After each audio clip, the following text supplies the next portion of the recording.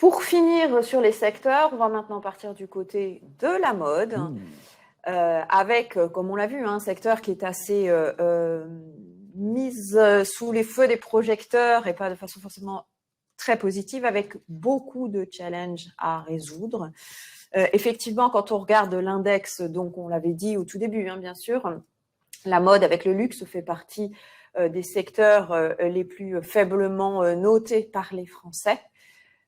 Et en termes de greenwashing, ils sont là aussi, ils font partie de ceux qui sont plutôt dans le haut du pavé en termes de secteur par rapport à la moyenne française, avoisinant les 60% sur le sujet.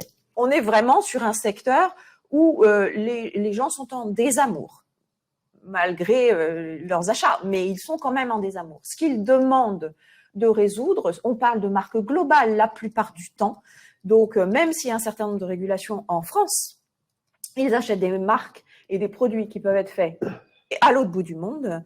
Et un des problèmes sociétals énormes pour eux, c'est les droits des travailleurs, l'utilisation des enfants, qui reste un point le plus important. Le second, qui a été beaucoup relayé par les médias, bien sûr, c'est la surproduction, la surconsommation et le gaspillage. On a tous vu des décharges et des kilomètres et des tonnes de fringues, excusez-moi du terme, il n'y en a pas d'autres, dans d'autres parties du monde qui font quand même mal au cœur. Donc on a à la fois des problèmes sociétaux qui sont mentionnés sur le droit du travail, l'usage des enfants, la surexploitation des travailleurs, etc.